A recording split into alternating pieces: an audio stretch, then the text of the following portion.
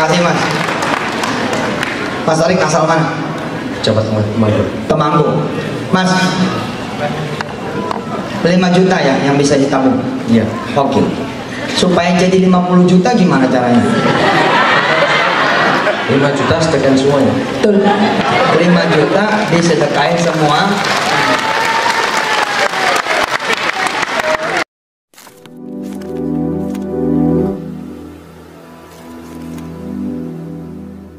Assalamualaikum warahmatullahi wabarakatuh. Welcome back to my channel Detektif D. Ya teman-teman, sebenarnya saya nggak mau ngebahas ini ya karena sudah sering dibahas. Cuma video ini berkaitan dengan yang akan datang, artinya berkaitan dengan sekarang gitu ya teman-teman. Saya ulas dari yang terdepan, dari mana Yusuf Mansur mulai membuka bisnis gitu ya, yang disebut PayTrend. Dan ini cikal bakal PayTrend, walaupun ya harusnya di kisaran 2013 itu sudah udah saya bahas sebenarnya. Cuma ini berkaitan dengan yang dimaksud dengan orang-orang yang di luar negeri gitu. Ini videonya saya harus bahas ini karena nanti ada yang benar-benar cukup menyakitkan dari fakta orang-orang yang berinvestasi melalui Yusuf Mansur ya teman-teman. Nah ini sangat berkaitan dengan PayTrend, dengan patungan usaha. Oke, kita lihat dulu teman-teman videonya. Yuk, check it out. Coba, ya ente kerja di mana kerjanya? Berapa gajinya? 20.000 tuh berarti 6 juta ya? 7 juta. Oke, 7 juta. Hasil akhir berapa? Hah? 6 juta. Gaji 7 juta. Hasil akhir 6 juta. Maksudnya udah dipakai makan apa segala macam, sisanya berapa? Hah?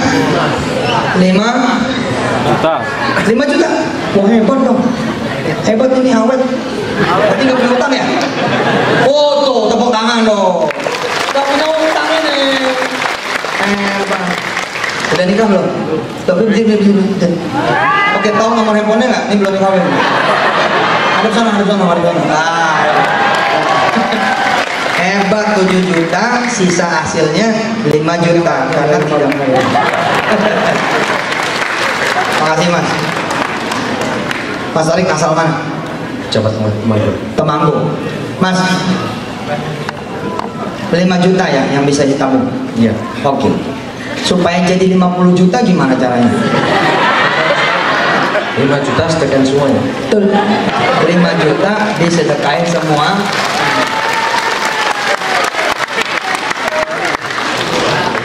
Kalau tiap bulan disedekain semua selama setahun, berarti yang disedekain itu berapa duit? 5 juta kali 12 Banyak. 60 juta. 60 juta kalau dikali 10 oleh Allah, kira-kira dikali berapa duit? Jadinya berapa duit? 60 juta dikali 10 600 juta. Saya ngomong nih nggak ada kaitan dengan kepentingan. Saya nggak ada urusan sama sedekah itu semua. Nggak urusan. Nggak ada. Saya makan duit sedekah males. Nggak ada urusan. Nggak ada. Tapi saya kasihan sama ente. Kalau ente nabung 3 tahun, bawa tabungan doang. Buat apa? Buat apa? Jangan bawa tabungan doang. Bawalah amal saleh. Begitu sampai pulang ke rumah, 600 juta dikali 3 tahun 1,8 miliar. Masih ada berapa tahun lagi di sini? Habis ini. Tinggal berapa bulan? 1 bulan. Oke, 1 bulan 5 juta. Tapi kita minta sama Allah supaya Tarik dibayar sama Allah 700 kali lipat. Berarti kalau 700 kali lipat, 5 juta dikali 700, 3,5 miliar. Subhanallah. Dan jangan nggak percaya, ini bukan janji Yusuf Mansur, ini janji Allah. Allah akan ganti 700 kali lipat. Insya Allah. Mas Tarik, selamat bersedekah 5 juta.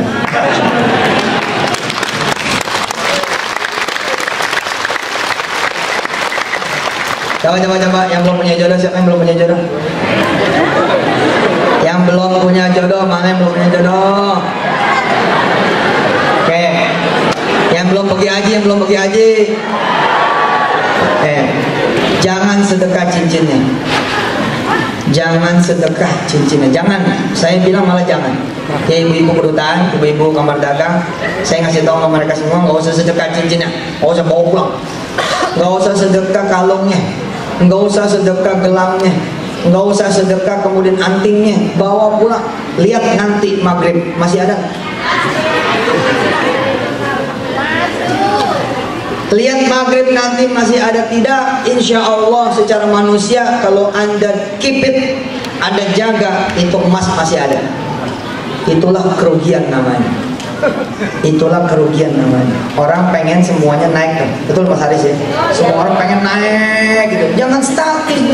Masa tahun 2010 emasnya 2 gram, 2014 tetap 2 gram? Itu namanya orang statis, tidak ada perubahan. Yang benar gimana? Yang tadi ngacung pengen jodoh, sedang dia bawa cincinnya, copot. Copot. Yang tadi bawa, yang ngacung pengen haji, pengen umroh, sedang dia bawa kalung, bawa gelang, bawa giwang, bawa anting, copot. Sedekahin. Maju ke depan sini, sedekahin. Insya Allah, lihat maghrib nanti ada apa tidak? Tidak ada, karena udah disedekahin. Tapi nanti di sisi Allah dia seperti pohon, dia seperti benih, dia seperti biji.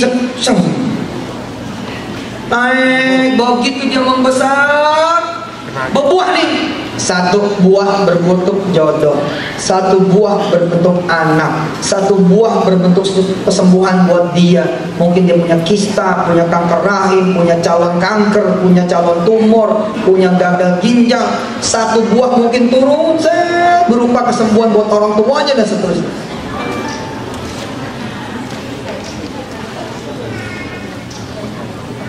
Allah. Siapa? Masya Allah.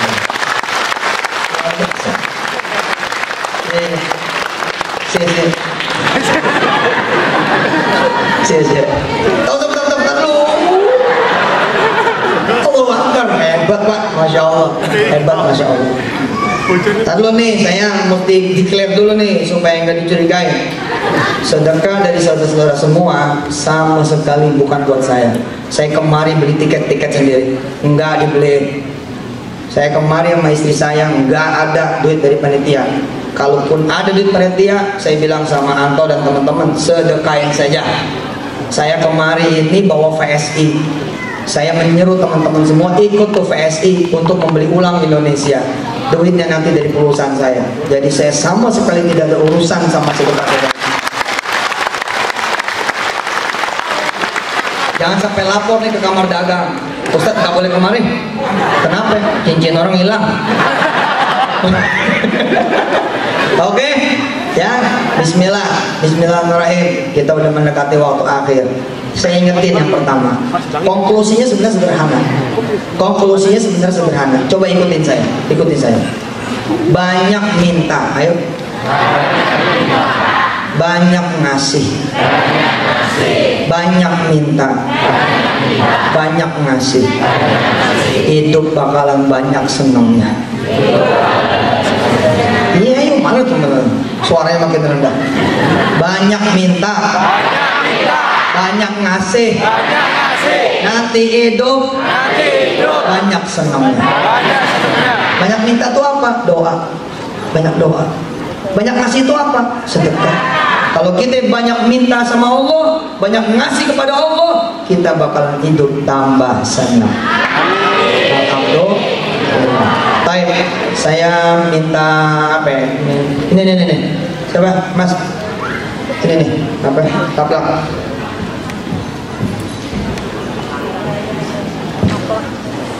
Ustaz Sani dan teman-teman semua, kami berangkat kemari dibayarin sama Haji Indra.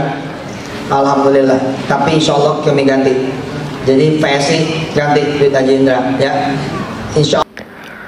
Oke, itu teman-teman videonya. Nah teman-teman, sebenarnya video itu cukup lucu ya teman-teman, karena orang itu kebetulan sudah habis masa kontraknya dan harus pulang ke Indonesia gitu ya. Nah, cuma bukan itu yang saya maksud. Yang saya maksud adalah dari sekian banyak video kalau di luar negeri itu seringkali ya teman-teman, seringkali Yusuf Mansur itu dia tidak mengatakan ibaratnya uang itu tidak untuk dia gitu ya teman-teman. Uang itu, tapi tidak disebutkan uang itu sedekah untuk apa gitu. Dia cuma mengatasnamakan Allah gitu ya. Saya nggak tahu apakah nanti atas nama Darul Quran atau apa, tapi di sana kita bisa melihat orang yang datang dengan Yusuf Mansur itu salah satunya adalah kalau di situ ya itu orang dedengkotnya dari Darul Quran. Jadi orang ini yang disebutkan ya namanya, pokoknya inisialnya S gitu ya.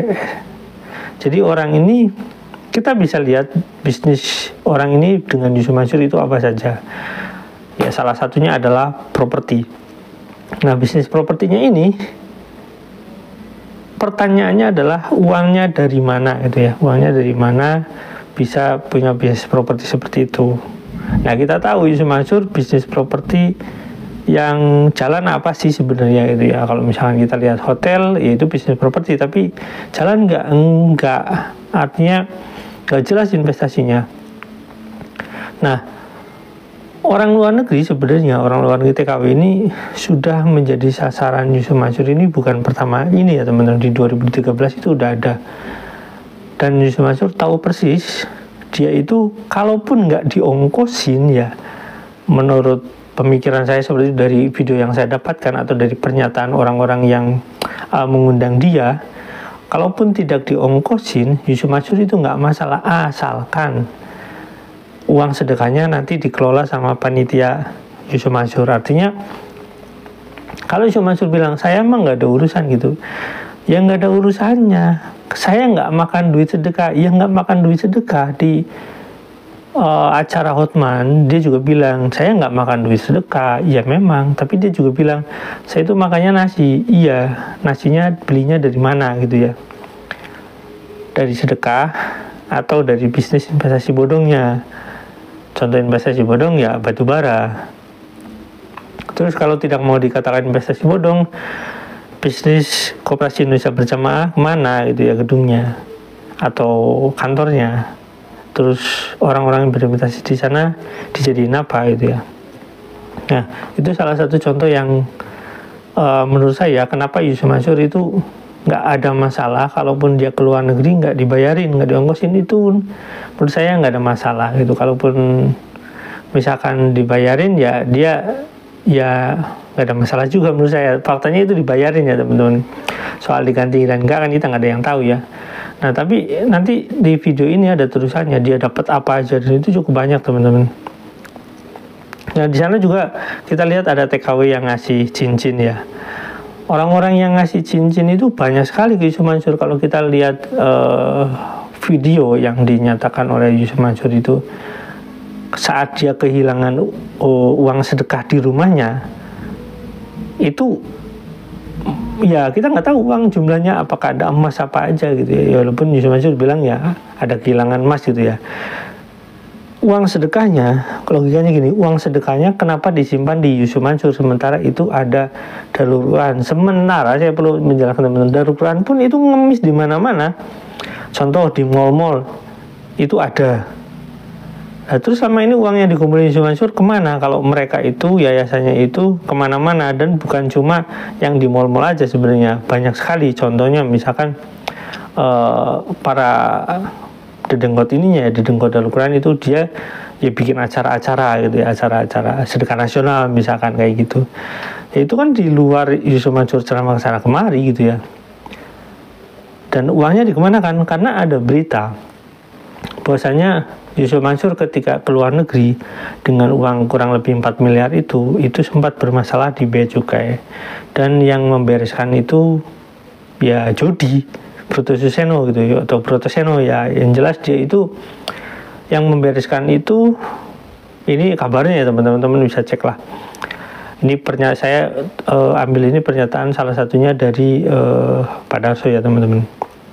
Itu diberesin oleh Jody karena Yusuf Mansur itu sering sekali pergi dengan Jody. Nah kaitannya apa? Kaitannya jelas sih sebenarnya. Kaitannya karena Jody itu ya orang yang mengelola warung steak, di mana warung steak itu ya ownernya ya Yusuf Mansur. Nah kalau model seperti itu, misalkan kalau Jody dengan Yusuf Mansur pergi ke luar negeri, kira-kira siapa yang mengelola gitu ya. Nah, si AS ini, salah satu Dedengkot Darurat ini, itu punya bisnis properti dengan Yusuf Mansur. Nah, pertanyaannya, kira-kira siapa yang mengelola uang sedekah tersebut gitu, uang yang dikumpulkan itu, dan apakah masuk bisnis propertinya atau enggak? Karena ya si AS ini ya, kalau kita lihat itu rumahnya bagus sekali, terus dia punya kendaraan, dan dia juga pernah bermasalah dengan kendaraan yang katanya dari Pak Fatur, saya nggak tahu kronologinya seperti apa katanya, tapi teman-teman bisa cross check lagi ya teman-teman.